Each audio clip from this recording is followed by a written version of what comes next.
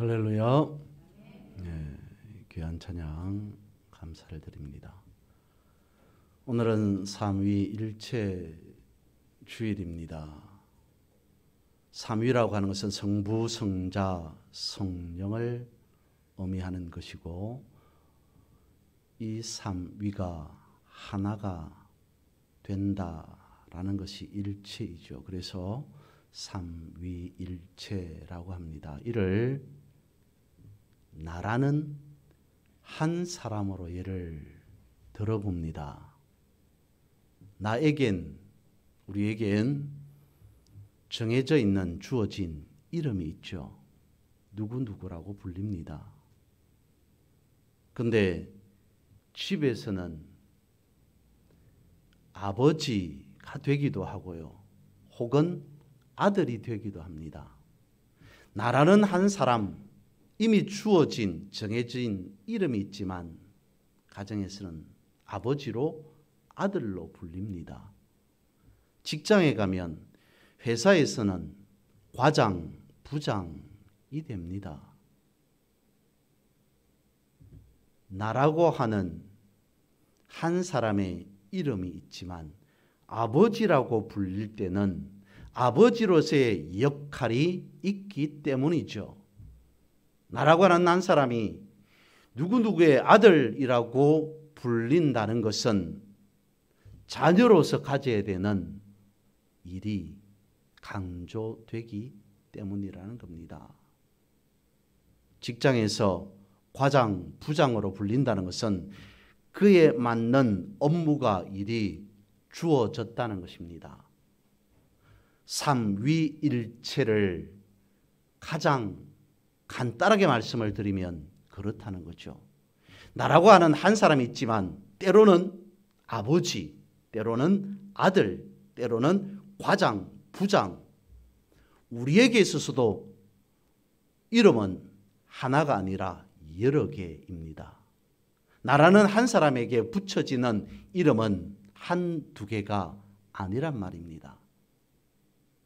이를 두고 우리는 삼위일체가 어떤 것인가를 충분히 생각해 볼 수 있지 않을까 싶습니다.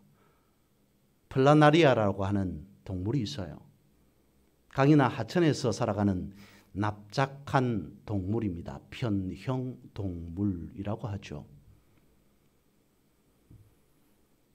플라나리아라고 하는 것은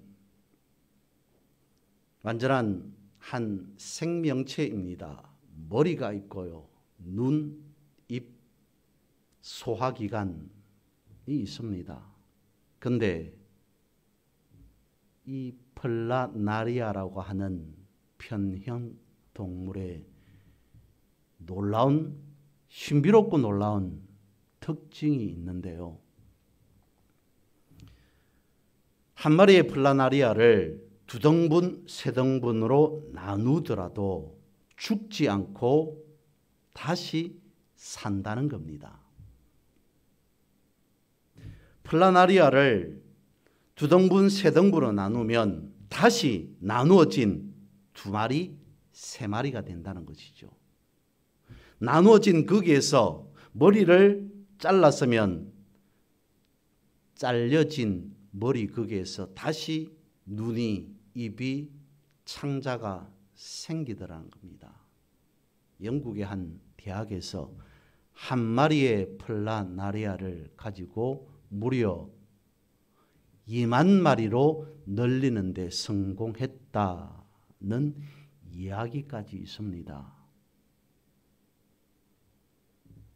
플라나리아는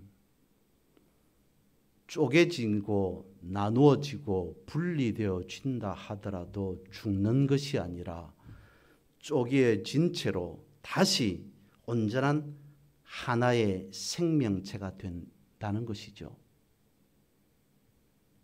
그래서 누군가가 플라나리아를 완전히 멸종시키지 않는 이상 플라나리아는 영원히 산다라고 하는 다소 조금 어색한, 이해하기 힘든 그런 상황이 되어 맺어지는 겁니다. 우리가 가진 요한복음 15장 5절에서 말씀하고 있습니다. 나는 포도나무요 너희는 가지니 그가 내 안에 내가 그 안에 그 하면 사람이 열매를 많이 맺으리라 말씀하십니다. 이를 나무와 가지로 보지 아니하고 플라나리아로 생각하면서 한번 묵상해 보면 어떻게 되는 겁니까? 말씀하고 있습니다. 나는 포도나무요 너희는 가지니 그가 내 안에 내가 그 안에 있으면 그 하면이라고 말씀하고 있습니다. 많은 열매를 맺는다라고 말씀을 하고 있어요. 주님께서 우리 안에 계시기 때문에 우리가 주 안에 있다면 많은 열매를 맺는다. 나누어지고 쪼개어지더라도 다시 산다. 그런 말씀, 그런 의미는 아니겠습니까?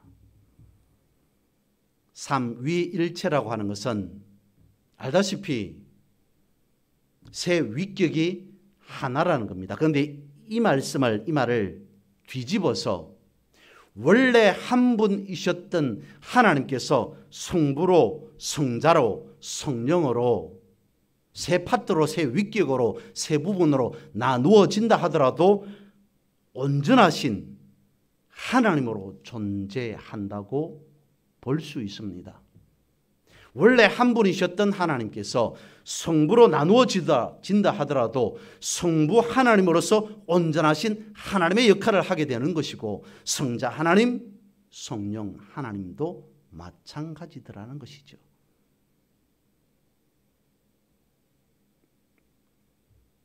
우리가 플라나리아처럼 쪼개어진다 하더라도 그럼에도 우리는 무서워할 것이 없는, 두려워할 것이 없는 이유는 삼위일체 되신 하나님께서 우리와 어떻게 해요? 함께 하시기 때문이다 라고 하는 그걸 말하고 있습니다. 생각해 보시죠. 플라나리아라고 하는 것은 나누어지더라도 쪼개진 것이 죽음을 의미하는 것이 아니라 또 다른 한 생명, 두 생명, 세 생명으로 독립된 삶을 독립된 개체로 독립된 생명체로 살아가게 하신다. 왜요? 하나님께서 플라나리아에게 그렇게 살도록 만드셨기 때문입니다. 그가 내 안에 내가 그 안에 그 하면 이라고 하는 그 말씀, 우리 안에 성부, 성자, 성령 하나님께서 거하면 많은 열매를 맺는다. 또 다른 한 생명을 가진 존재로서의 삶을 살아가게 된다라고 분명하게 말씀하고 있습니다. 왜요? 우리 안에 거한다는 것은 삼위일체 되신 하나님께서 우리를 그렇게 되도록 만드셨다라고 하는 그 말씀입니다. 어떻게 해요? 삼위일체 되신 하나님께서 우리와 함께 하심으로 우리가 그런 삶을 살아가게 된다. 이 영생의 삶을 살아가는 데 있어서 첫 번째가 뭐냐면 세례입니다. 여러분, 세례라고 하는 것이 무엇입니까? 오늘 성경은 본문은 우리에게 가르쳐주고 있습니다. 아버지와 아들과 성령의 이름으로 세례를 받는다라고 하는 것은 우리가 삼위일체 되신 하나님의 이름으로 받는 것, 그것을 세례라고 볼 수 있는데 성경은 세례에 대해서 뭐라고 어떻게 말씀하냐면 성경 몇 구절을 살펴봅니다. 먼저 마태복음 3장 16절입니다. 예수께서 세례를 받으시고 곧 물에서 올라오실새 하늘이 열리고 하나님의 성령이 비둘기같이 내려 자기 위에 임하심을 보시더니. 예수님께서 세례를 받으실 때 어떻게 되었다고요? 하늘이 열리고 성령이 비둘기같이 임하시더라. 두 번째, 사도행전 2장 38절에서는 세례를 이와 같이 말씀합니다. 베드로가 이르되 너희가 회개하여 각각 예수 그리스도의 이름으로 세례를 받고 죄 사함을 받으리라. 그리하면 성령을 선물로 받으리니. 우리가 세례를 받는다는 것은 죄 사함을 받는다는 겁니다. 그리고 세례를 받으면 어떻게 해요? 성령을 선물로 받는다라고 말씀을 하고 있습니다. 갈라디아서 3장 27절에서는요. 누구든지 그리스도와 합하기 위하여 세례를 받은 자는 그리스도로 옷 입었느니라.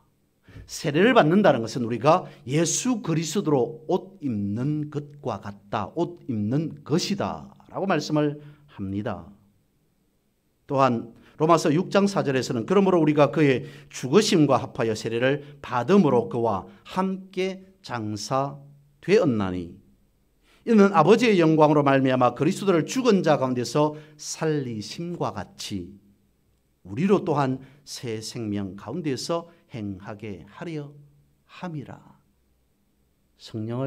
세례를 받는다는 것은 무엇이라고요?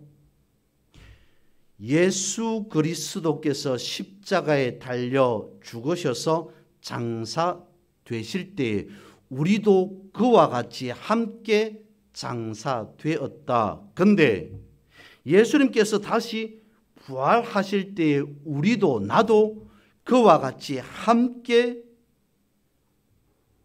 죽은 자 가운데서 살리심과 같이 우리로 또한 새 생명 가운데에서 행하게 하려 함이다. 우리도 또한 다시 살게 하셨다.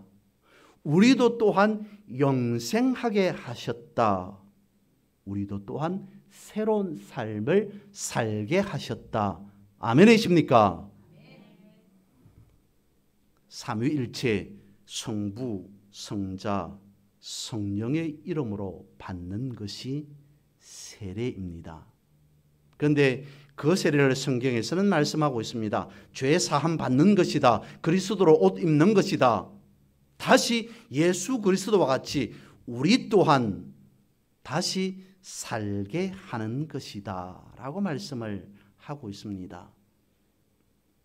삼위일체 하나님은 분리되지 않는다는 것이 말 그대로의 삼위일체입니다. 그런데 생각해 보면 우리는 분리되죠. 세상을 살아가면서 여러 가지 어려운 일들로 힘든 문제들로 우리가 흩어지기도 합니다. 나누어지죠. 마음이 어떤 문제로 인해서 어떤 일로 말미암아 천갈래 망갈래 찢어지기도 합니다. 그런데 말씀을 보십시오. 성경을 보십시오. 약속의 말씀은 무엇이라고 말씀하고 있습니까? 삼위일체 되신 하나님께서 우리에게 세례를 주심으로 세례를 통해서 우리는 죄사함을 받고 그리스도로 옷 입고 죽는다 할지라도 그것이 마지막 끝을 의미하는 것이 아니라 죽음이 아니라 다시 살리심, 그것을 예견하는 것이다 라고 말씀을 하고 있습니다. 다시 플라나리아에 대해서 생각해 봅니다. 플라나리아가 나누어집니다. 쪼개집니다. 그러면 나누어진 채로 쪼개진 채로 죽는 것이 아니라 다시 하나의 온전한 생명체로 산다라고 말합니다. 그게 사실입니다. 우리도 삶 속에서 쪼개집니다. 나누어집니다.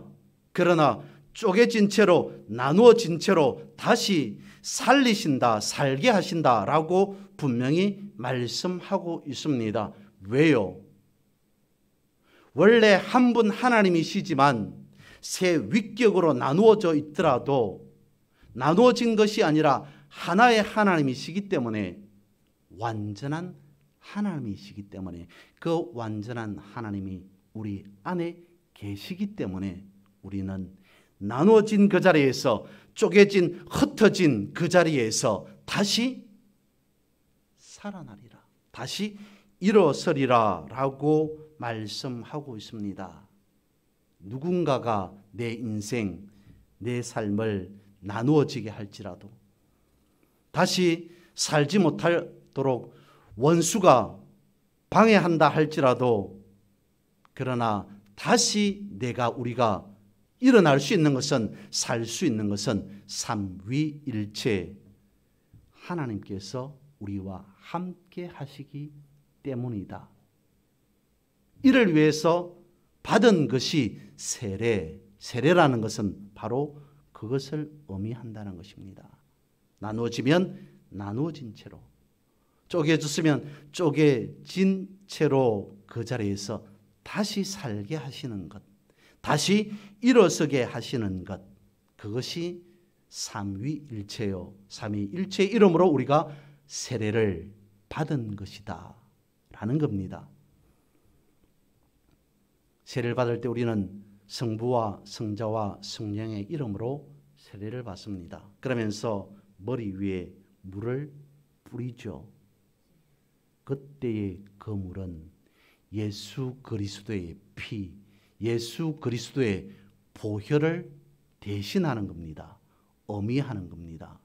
예수 그리스도의 보혈이 나에게 부어짐으로, 뿌려짐으로 내가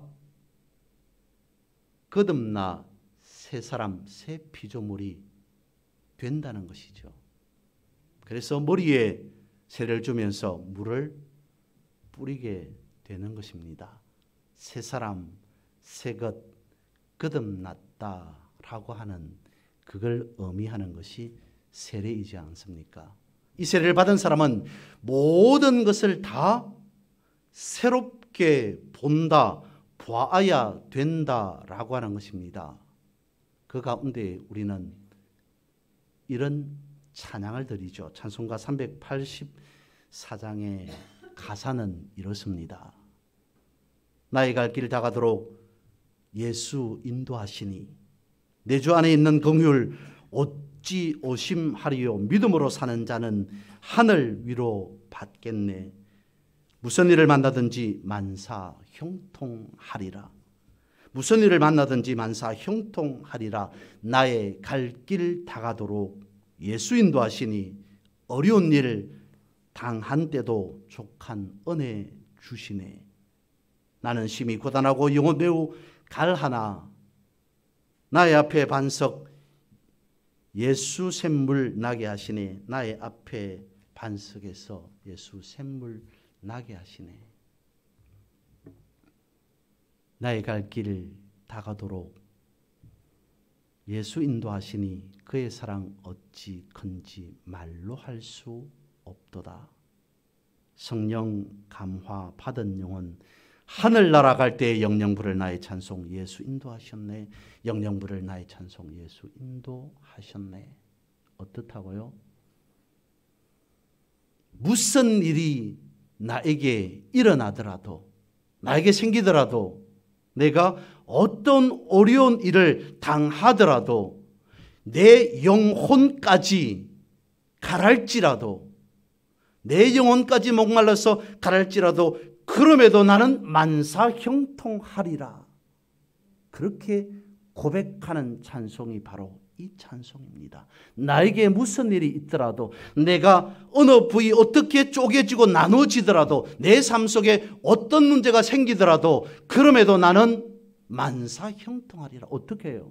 어떻게 그런단 말입니까? 나에게 어떤 일이 일어났습니다. 엄청난 일이, 태산 같은 일이 생겼어요. 그런데도 어떻게 그것을 두고 만사 형통이라고 말할 수 있단 말입니까? 그것은 만사 형통이 될 수 없는 거잖아요. 그런데 분명히 우리가 짚고 넘어가야 할 것입니다.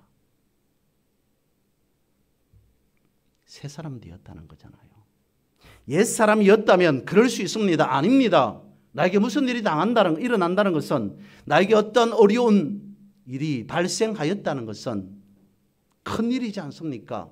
옛 사람은 그럴 수 있다는 겁니다. 그런데 새 사람, 새 피조물, 그가 내 안에 내가 그 안에 거하면 이 사람은 엄청나게 많은 열매를 맺는다라고 말씀하셨으니 우리가 세례를 받음으로 새 사람이 되었다. 예수 그리스도 옷 입는 것이다. 죄 사함을 받은 것이다. 구원받은 자이다. 세례라고 하는 그 모든 부분에 있어 그와 같이 말씀하고 있으니 우리는 이와 같이 찬송 고백할 수 있다는 것이죠. 우리가 어떻게 나누어지더라도 우리가 어떤 형편 속에 처해지더라도 그럼에도 나는 새 사람이기에 나는 성부 성자 성령 삼위일체 하나님의 이름으로 세례를 받은 사람이기에 만사 형통하리라. 다시 나누어진 그 자리에서 쪼개진 갈라진 그 자리에서 흩어졌던 그 자리에서 끝나지 아니하고 사라지지 아니하고 다시 일어서리라. 그를 두고 찬송에서는 무슨 일을 당하더라도 어려운 일을 당하더라도 내 영혼이 가랄지라도 그럼에도 우리는 만사 형통의 삶을 사는 것이다 라고 그렇게 찬송하고 있다는 겁니다. 오늘 본문의 마지막 부분에서는 이와 같이 말씀하고 있습니다. 너희들이여 사람들을 제자로 삼아라. 세례를 주어라. 가르친 모든 것을 지켜 행하게 하라 라고 하는 거기에서만 말씀을 끝맺지 아니하고 이와 같이 말씀하고 있습니다. 볼지어다 내가 세상 끝날까지 항상 너희와 함께 있을 것이다. 여기에서 끝까지 끝날까지 끝까지라고 하는 이 쉰텔레리아라고 하는 말은요, 모든 것이 다 이루어질 때까지, 어떤 일이 성취될 때까지, 모든 임무가 다 완수될 때까지 라고 하는 그 말이고요. 또한 항상이라고 하는 파서라고 하는 이 말은 온갖 모든 것 어떤 것을 더하더라도 라고 하는 그 말이며, 세 번째로 함께라고 하는 이 메타라고 하는 것은 영어로 말씀을 드립니다. with라고 하는 뜻이 있고요, behind라고 하는 뜻이 있으며, 세 번째 중요한 among이라고 하는 뜻을 가지고 있습니다. 함께라고 하는 것은 내 곁에, 내 옆에라고 하는 뜻일 수도 있고요, 나의 등 뒤에서라고 하는 뜻일 수도 있고요. 그러나 중요한 것은 우리와 함께, 내 속에, 내 가운데에 라고 하는 그 뜻을 가지고 있다는 것입니다. 다시 말씀을 드려봅니다. 끝까지 항상 함께라고 하는 이 말씀을 합쳐보면 이렇습니다. 우리가 인생을, 세상을 살아가면서 어떤 문제가 일어나더라도 그 모든 문제가 해결될 때까지, 임무가 완수될 때까지 어떤 방법을 다 동원했더라도 나는 너희들을 전폭 지원하리라 라고 하는 그 말씀입니다.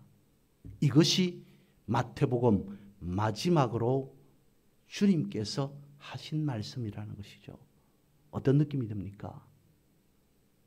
여러분, 어떤 의미로 다가오십니까?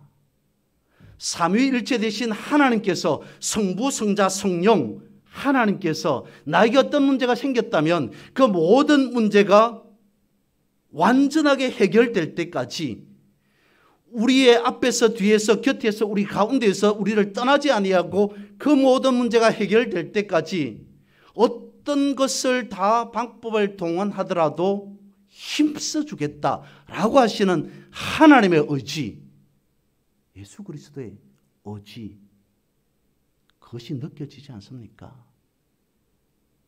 나는 너희들을 버리지 아니하리라. 나는 너희들을 잊어버리지 아니하리라.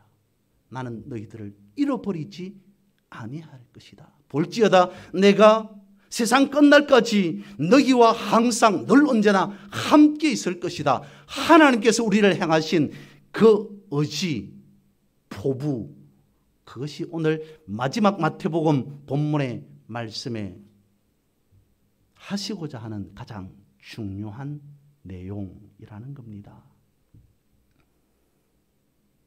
하나님께서 나를 어떻게 보시는가라고 하는 그 말씀. 삼위일체 되신 하나님 앞에 나라고 하는 존재는 어떠한 존재인가라고 하는 그것을 마태복음 마지막에 이와 같이 말씀 강조하고 있습니다. 많은 사람들이 아는 시 한 편을 소개하고자 합니다. 말리길 나서는 길, 처자를 내에 맡기고 마음 놓고 갈 만한 그 사람을 그대는 가졌는가? 온 세상이 다 나를 버려 마음이 외로울 때도 저 마음이야 하고 믿어지는 그 사람을 그대는 가졌는가? 탔던 배 꺼지는 순간 구명대수로 사양하며 너만은 제발 살아다오 할 그 사람을 그대는 가졌는가? 불의의 사형장에서 다 죽여도 너희 세상 빛을 위해 저만은 살려두거라 일러줄 그 사람을 그대는 가졌는가? 잊지 못할 이 세상을 놓고 떠나려 할 때 저 하나 있으니 하며 빈 것이 웃고 눈을 감을 그 사람을 그대는 가졌는가? 온 세상의 찬송보다도 아니 하고 가만히 머리를 흔들 그 한 얼굴 생각에 알뜰한 유혹을 물리치게 되는 그 사람을 그대는 가졌는가? 하늘이라고 하는 함석헌 옹께서 수평선 너머라고 하는 시집에서 쓴 그 사람을 그대는 가졌는가? 라고 하는 제목의 시입니다. 물질이 주도하는 세상 가운데에서 모든 것을 물질이 지배하고 있는 세상 가운데에서 아니, 나에게는 그것보다도 신념을 앞세우고 살아가리라 라고 하는 사람이 과연 몇이나 되겠습니까? 내가 잘 나갈 때가 아니라, 내가 영향력 있을 때가 아니라, 내가 혼자 있을 때, 내가 연약할 때 나를 위로해 줄 수 있는 사람은 과연 몇이나 되겠습니까? 힘들고 어려워도 누군가가 내 곁에 있다면 우리는 결코 외롭지 않은 삶을 살아가게 될 것입니다. 배고플지라도 그 배고픔을 함께 나눌 수 있는 누군가가 있다면, 아프더라도 내가 아프다 라고 말할 수 있는 누군가가 내 곁에 있다면, 태산 같은 어떤 문제가 있을지라도 그 태산 같은 문제를 누구에겐가 말할 수 있는 그 사람을 가졌다면 우리는 그래도 덜 외로운, 덜 힘든 인생, 삶을 살아가지 않을까 싶습니다. 이스라엘을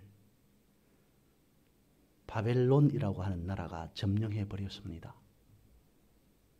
그리고 그때 바벨론의 왕 느부갓네살이 이스라엘 나라의 금신상 우상 하나를 크게 세웁니다.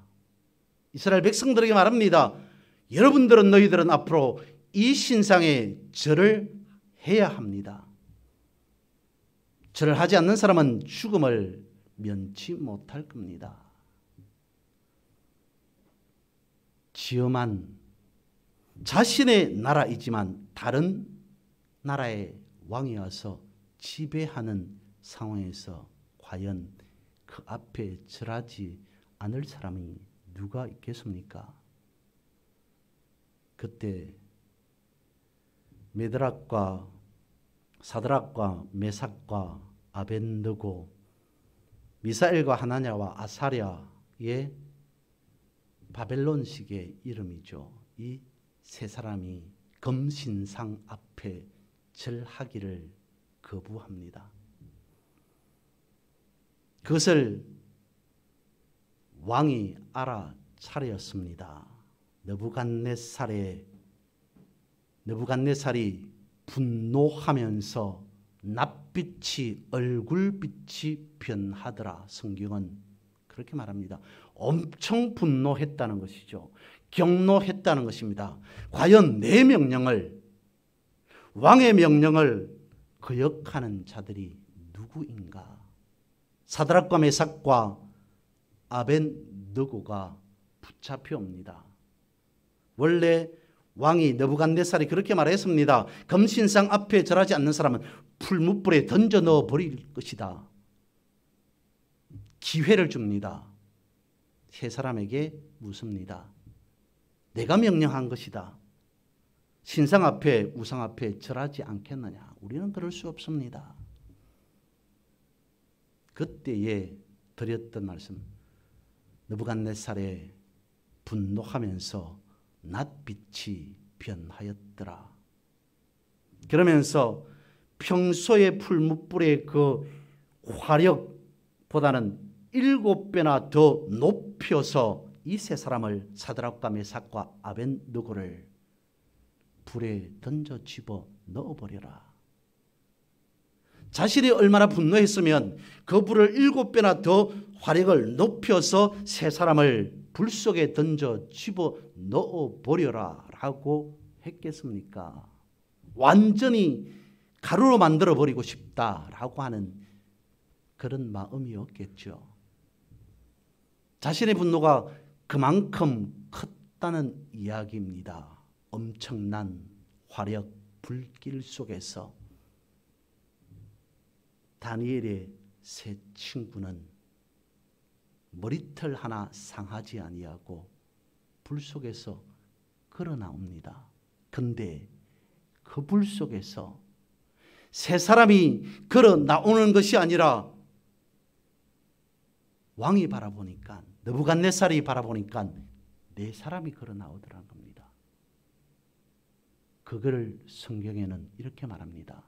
분명히 세 사람이 걸어 나오는 그것 또한 엄청나게 놀라운 일이지만 느부갓네살 왕이 바라보니까 세 사람을 불물에 던져버렸는데 세 사람이 아닌 네 사람이 걸어 나오는데 그 모습을 성경은 신들의 아들과 같은 모습이었다 라고 기록하고 있습니다.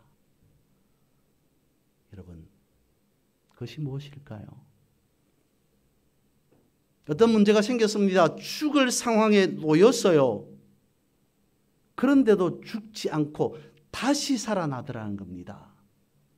상하지 아니하고 다시 불 속에서 걸어 나오는데, 근데 그 옆에 또 다른 한 사람이 있더라.